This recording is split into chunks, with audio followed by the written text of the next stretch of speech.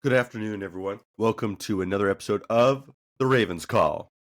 I'm your host, Tyler Cameron. If you haven't already, don't know what this podcast will consist of, you can go to my 1 minute intro video explaining the pod. Well, just want to say that this is the last week of actual football until we start getting into the off season. It's been a crazy journey. I can't believe that I've recorded a lot of episodes throughout this entire season. From I think I started in July to now we're at the Super Bowl.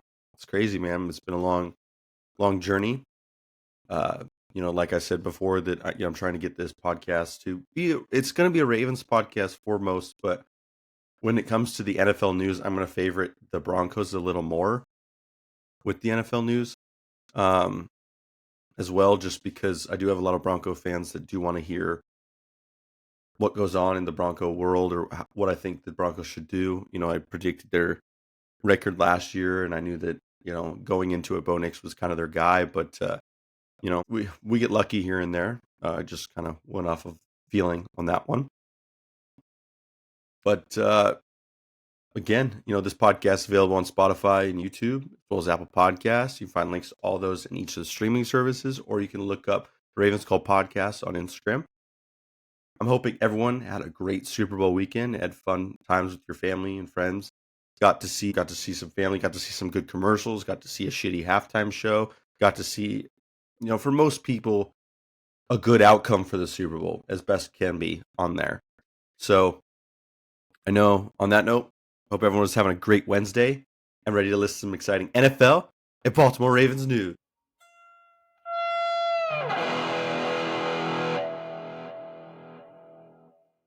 All right. Well, first thing we're going to do is we're going to talk about the Super Bowl. Obviously, we had an interesting game. It was a blowout. It was 24-0 at halftime. But let's get into it.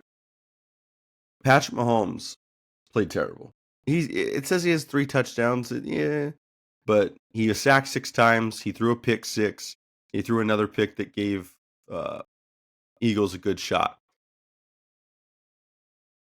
So let's look at this. Patrick Mahomes, 21-32, 257, 3 touchdowns, 2 interceptions.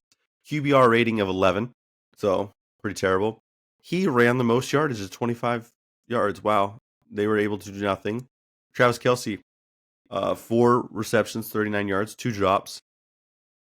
Xavier Worthy, 8 receptions, 157 yards, and 2 touchdowns. Good game from him. Patrick Mahomes also lost a fumble too. It was really a defensively minded game for the Eagles. I do want to say something before I go on praising the Eagles. A lot of people have been saying that if Jalen Hurts won this game, he is better than Lamar Jackson, Josh Allen, and Joe Burrow. I want to set that to rest. Yes, you have been to the Super Bowl twice. You go in the AFC, you don't even make it past the first round. Yes, you won against the Chiefs. You had a great team this year. There are a couple other teams in the AFC that would whoop you before you even got to meet the Kansas City Chiefs. And a huge thing too, not to discredit Jalen Hurts, he played well this game. He is not a top 10 quarterback. I don't want to hear anyone saying that he should be in comparison to Mahomes, to Lamar, Allen, Burrow, Herbert. I could list a bunch. If you want me in next episode, if you want me to name 10 better quarterbacks than Jalen Hurts, I can name at least 15, maybe closer to 20 quarterbacks that I would say are better than Jalen Hurts that could make that offense even better. The only thing that Jalen Hurts does well, which is what he did this game, is run. Yes, he went 17-22, 221 yards, 2 touchdowns. He chucked a good ball. He's got a good deep ball. That's it. He can't read coverages. He threw an interception because as soon as you blitz him and he has pressure, he chucks it. Because he's got AJ Brown, so why not chuck it, but for him, that's what it is. That's why you got Saquon. Saquon was he didn't even have to run that much. It wasn't an offensively led game because the defense played so well. I mean, for me, I thought Josh Sweat, 2.5 sacks, should have, 6 tackles, 3 QB hits. I think he should have been MVP. Milton Williams as well could have been. I think he had a fumble recovery and 2 sacks. Cooper DeJean as well. He had a pick six. You know, I really thought that, or even Zach Bond, like those guys should have been Super Bowl MVP, not Jalen Hurts. He didn't do anything. Yes, they scored, but I mean, you were right there every time, and then you tush pushed it, or you got like a little cheap, easy score. So, but the Eagles willingly deserve to win. It kind of stinks because both teams, no one really wants either of them to win, but at least the Eagles won to where we don't have to put up with the nonsense from the Chiefs as much. The Eagles do this once in a blue moon, so it's not that big of a deal. Uh, they got Saquon. Now that everyone in the league understands what they're going to do for next season, they'll implode. They did the season after they got to the Super Bowl, and they'll probably do it again. They got a lot of guys that they're gonna have to pay real well. So, but good win for the Eagles, dominating win, and it really goes to show that Patrick Mahomes will never be the GOAT. And I understand he is very young in his career, right? But you got to be absolutely perfect every time you get a shot at the Super Bowl. Because Travis Kelce's not getting any younger. Andy Reid's not getting any younger. Patrick Mahomes, you're not getting any younger. And with how your mobility is and all that kind of stuff, it could be tough to stay in the game. And you got guys creeping up.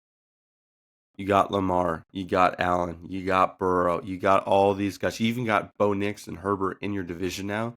They're chomping at the bit, waiting to take you out. And now everyone has that formula because of how easy it was for the Eagles to win this game. There was not a moment in that second quarter that anyone said, wow, this game looks pretty close. But I want to make it very clear. It doesn't matter what Mahomes does, even if he wins 8 or 9 rings. He's not the GOAT. He will never be the GOAT. Nick Wright, you probably don't listen to this. You need to stop talking. Get Patrick Mahomes out of your mouth, okay? It's okay. It's okay. Patrick Mahomes is probably going to go down as second greatest of all time. That's not a bad thing. But he's not Tom Brady. I don't like Tom Brady because he cost the Ravens so many times going to the Super Bowl. But it's because he was the best player. And you make it sound like there's nothing Tom Brady can do better than Patrick Mahomes. Well, there is something Patrick Mahomes can do better than Tom Brady. Lose. Get blown out. Win close games barely. And then use all that juice up in the regular season. If we switch all of the one-sided games, Patrick Mahomes, they're picking probably first in the NFL draft. So, the record's 15-2, but everyone knew they were frauds. Sorry. 15-2. They were frauds. Someone just had to shine slide on it. Somebody had to have one good game. And the Eagles finally did. So good on the Eagles. I'm really happy for Saquon Barkley. That's the only person. And a lot of guys on their defense I'm really happy for. Not really happy for Jalen Hurts because now everyone's going to put him in this conversation of he's the top quarterback. He's not. There's nothing that he did in this playoffs that screamed, wow, he can really lead his team. He's not the leader. Saquon is. And then you chuck it up to A.J. Brown. A.J. Brown and Devontae Smith, they're really good receivers. And then you have the defense behind you. You don't have to score that much, but you do. Because then you can just tush push. So, that's what happens. You do what you need to do, but don't be putting Jalen Hurts in the top 20 category. Because I could probably list all of them right now. Let's just put this to rest. Okay, we'll go down the list here. Josh Allen, Tua, Rodgers, not Drake May, Lamar Jackson, Joe Burrow. Shit, I didn't even say Justin Fields. No one here. C.J. Stroud, Trevor Lawrence is debatable. Bo Nix, definitely better than him. Mahomes, Herbert, nope. Geno is pretty dang close. Brock Purdy is. Matthew Stafford is. Kyler Murray is. Baker Mayfield is. Kirk Cousins was. So 1, 2, 3, 4, 5, 6, 7, 8, 9, 10, 11, 12, 13, 14, maybe 15. Jordan Love's better. Jared Goff's better. Jaden Daniels is better. And Dak Prescott's better. So almost 20. Almost 20, I can say, are better than Jalen Hurts. So don't. And I mean, if you want to say, well, Super Bowl, that means that Trent Dilfer for the Ravens is better than Lamar Jackson and is better than Josh Allen. It's a team sport, but don't start, because of the Eagles winning, they start to put certain individuals on a pedestal of like, okay, we're better than what they seem. No, stop doing that. It was the Eagles play well-rounded football. They played the best football that they have ever played in this game. That was it. Okay. Don't start putting Jalen Hurts in the category if he needs to get more rights to it, because he hasn't. He has a good record because it's easy to win on the Eagles. So, but he's the one that diminishes their performance on that. But I digress. All right, that is it for the Super Bowl. Okay. That is it for the NFL season. Not until September at that point. We're going to go into the Broncos here. We're going to kind of start talking a little bit more about the Broncos. There wasn't much NFL news going out, really, other than, the Eagles winning. A lot of different things going to be happening in the next couple weeks with trades and draft stuff. And it's going to be a lot. So I'm going to make sure that I'm giving you all that information. Let's get into it. So, Denver Broncos. They have big needs, but in the draft, they need a tight end.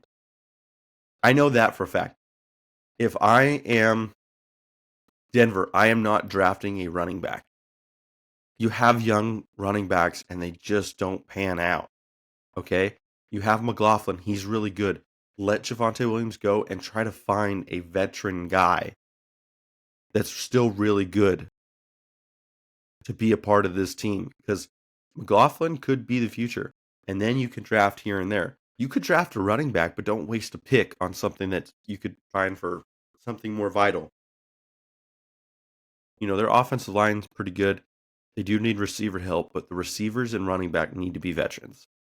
You have a good group of core, but you need certain veterans in there. And, maybe they get a Cooper Kupp. Maybe they get Garrett Wilson. Those would be huge. But, for Denver, I think is a good pick is the Michigan tight end, Colston Loveland. At pick 20, I think he's really good. I think he's kind of perfect for the roster itself. I know that, Loveland, 6'5", 245, so he's really tall. Can get that jump ball up there, would be really good. I like him more than Tyler Warren for Penn State. I don't think that getting Ashton Genty for Boise State running back, I don't think we need him. Definitely would not want to. I know we need a running back, but the running back is not it. They do have Iowa running back Caleb Johnson at their second round pick. He's pretty good, but it's just, I don't know. It depends. We'll have to see going down the road what the free agent market looks like, or who you could trade to get a veteran kind of running back that's still good. I think Kamara would be perfect for this team. I know he's older, but it's a whole thing of, it's a whole thing that, I'm trying to find the right words here. He will provide the help to McLaughlin, or to estimate on how he reads things, how he's a better 3-down back, because they have a power runner and a guy who can catch the ball and run a little bit. They need to have both. So Generally think that Loveland is the pick for them at tight end, and maybe a little iffy on the running back position. Next up, we're going to talk about the Broncos free agent once this ever loads. Tough here. But so Broncos have about 19 players scheduled for free agency this season, which is really good for them because they have a lot of cap space. Now, for them, it's about extensions and certain re-signings, in my opinion. So let's talk about it. DJ Jones would be a good one. Cody Barton as well would be a really good one. Sternad, maybe. I think bringing back Zach Wilson would be good. Not Stidham. Stidham's kind of a little bit of a baby. But yeah, DJ Jones needs to come back. Zach Wilson needs to come back. Barton back. Javonte Williams, you can let go. You don't need him. Riley Dixon would be a good punter. Sternad, maybe. A huge one here. I just want to be very clear. This guy, get him out, send him out, kick him out. You know, he was the one that got torched by Jamar Chase because Riley Moss wasn't in. Burton, I think, should come back as well. Humphreys may be a little bit in an iffier situation, just depends on cap. But yeah, I really think that Denver's in a good position free agency wise to get what they want. They just have to play it smart. Do not overpay guys. Find the right pieces. Don't look for the hot commodity because he may not gel well with your team. You have to be able to fit the play style of Bo Nix and Sutton and figure out, okay, what kind of position players do I need to be putting on my offense? And as well as what's going to fit my scheme on defense. Because you have a great defense. Now you need to bolster it. You need to make sure that it stays that way. You know, you got Alex Singleton coming back from ACL. A lot of the middle linebackers, they were there, but they were a little vulnerable. What can you do to be better? Well, for me, that's actually it on the Broncos. A little bit shorter and sweet. It's just because we don't have much to go on right now for Broncos and a lot of Ravens stuff because nothing really has happened in a week. So it's kind of to that point of, okay, we're still going to be looking, still going to be figuring out what each team's going to do, but it's going to get exciting in the next couple weeks. Don't you worry. This is where, push comes to shove. So I'm very excited to see. Actually, we can look really quickly ranking Bo Nix's among quarterbacks schedule. Oh, so these are the quarterbacks that Bo Nix will be playing next season. It's gonna be tough. So he's got Joe Burrow, Jalen Hurts, Herbert, Daniels, Love, Mahomes, C.J. Stroud, Dak. So it's a pretty tough one, but Bengals have a lot of explaining to do. But if they sign T. Higgins, that's going to put them in a deficit with their defense. Jalen Hurts, they'll bounce back a little bit. Herbert, it's going to be about who has the better offseason between Denver and the Chargers. Jaden Daniels, they're looking to be a hot team that's going to get a lot of good prospects because of how far they went. Packers can be interesting. Mahomes is definitely going to be interesting. C.J. Stroud. Texans have a lot of explaining to do there. So do the Cowboys. But other than that, we'll see. That is it for the NFL news and the Broncos news. Now, we'll be getting hot here soon. But on to the team you're here for. The team you know and love, the Baltimore Ravens.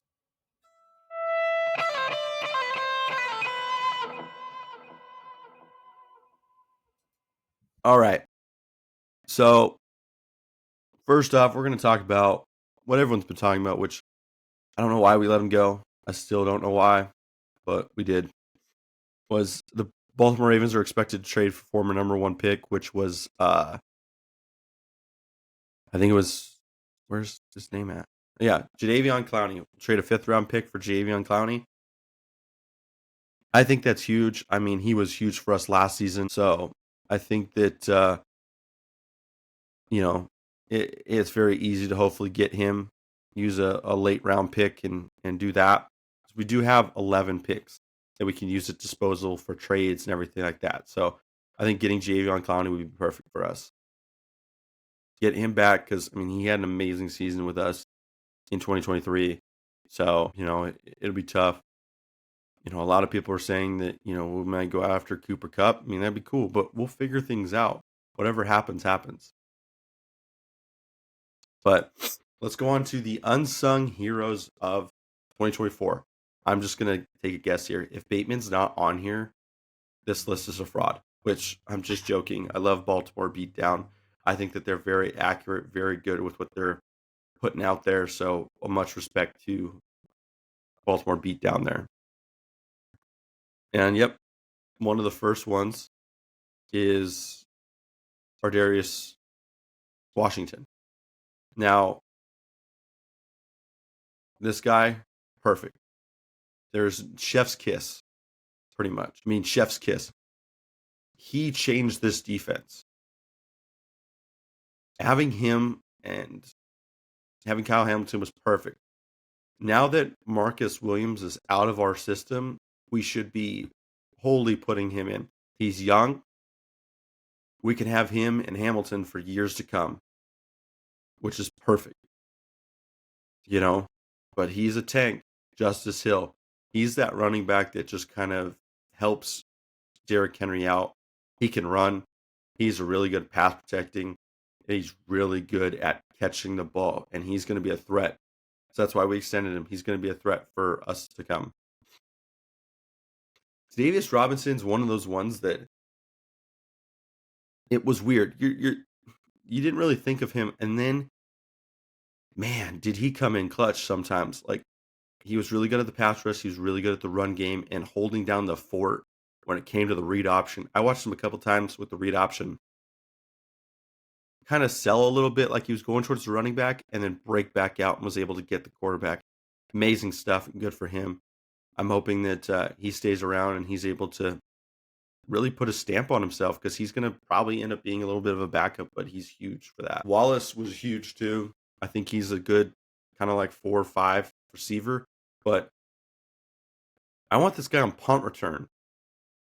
Punt return and kick return. This guy's a dog.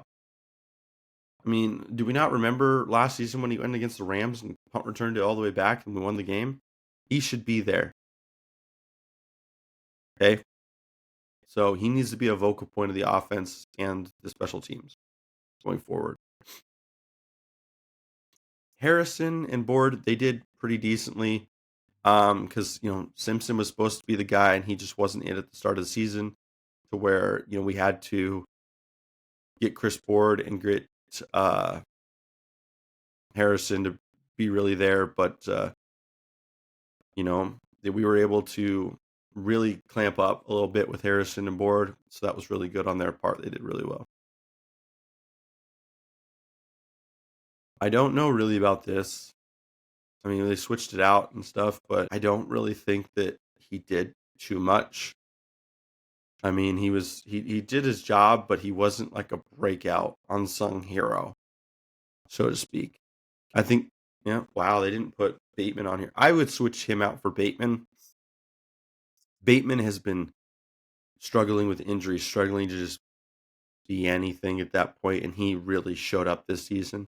Here, I mean, you put anybody here, and we were doing pretty well. So, I don't think he's going to be back in Ravens jersey, but that's okay with me. We have Rosengard, Lele, Stanley. Hopefully, I'd rather pick Stanley than him, and then Linderbaum. So, really good on that front. I actually saw something up here. We're going to grade these really quickly too. My next topic's not really much to go off of, but let's go off of the grading of the free agents that we got this season. I wonder who's really at the top. Derrick Henry, A+++. The only better signing was Saquon Barkley for the Eagles this offseason. It was huge for us. So glad to have him on our team. Chris Board, he played really well. Definitely, I think would be a good one to re-sign, and he'd be kind of next to Roquan. It wasn't too much, but he did his part really well. Josh Jones was really weird.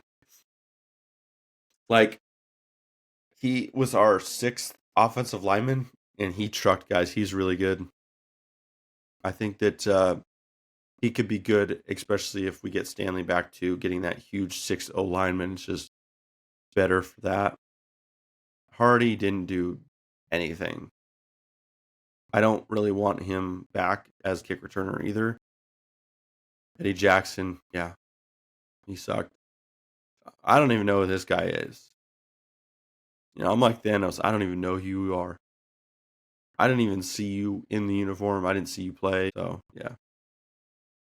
Eddie Jackson just didn't know his role. That's fine. But made some good free agencies. We're going to be having some fun here soon with next season. So we don't have to reinvent our roster. We just have to bolster it and add a little bit of pieces here and there that fit the role, and then we'll be good. So very excited to see what goes on from there. On to that segue of what we need to do to best the team is sign Todd Monk into a contract extension. Well-deservingly so. I don't want to hear anyone say, well, he's not that good. Lamar had 2 MVP-type seasons. Granted, he didn't win this one this season. I am not going to talk about that. Okay? He won All-Pro. That's his first team All-Pro. That's fine. Yes, he didn't win MVP, but Josh Allen needs it more than Lamar Jackson does, in all honesty. So, but yeah, we're able to get him extended. He didn't take any of the jobs for head coaching opportunities, which for me is awesome to hear. I think he is head coaching material, but I don't want him to be because I just, I love him. I love him. He's a perfect offense coordinator. He's making it go well for Lamar Jackson. He's making it go well for Henry. And we've had Henry for one season. We had a new young line, O-line, and chef's kiss. Now, if we can keep a lot of these guys back, then we'll be good. I think that you can give Ronnie Stanley like a 2-year deal. Like, hey, look, you're getting a little older. You want to win a Super Bowl here. We want to keep you here. Let's sign, but we got to get some other people in here. We can't be losing a chunk over that. So we'll see.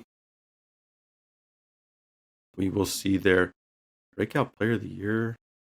I'd be shocked if this isn't who we think it is. Bateman. Dafaowe, not really. Smith, Rosengard. For me, I got to go Bateman. He is going to be there. So Bateman, Darius Smith. Yeah, I don't see why Owe is there, in my opinion. Owe did okay, but, he's needed to be better. I did like this, though. Rashad Bateman said, I just don't have any respect for the Chiefs anymore. Because, yeah, we had a level of respect for Tom Brady and the Patriots. We had a level of respect because they beat us, and they beat it with class. The Chiefs don't win because they are the better team or even that they have the better game. They have this little bit of edge where things are favored. And it's even been known. It's not really that it's always the refs, but since they're a high-class name and their names is Mahomes and Kelsey, they get away with a lot more stuff. But I did like what Bateman said. It starts off the thing of, we're going to face the Chiefs this season. Actually, I'll go over the schedule here in a little bit. But let's read what Bateman said. I definitely want the Eagles to win. We all know how that game goes. I just don't have a respect for the Chiefs anymore. I think we all see why. And I'm never even the type of guy. I have no rivalries. No matter if college was rivalry, I don't have any rivals. But I feel like now some stuff just goes too far and affects other people's lives, and affects other people's outcome, and I really don't like it.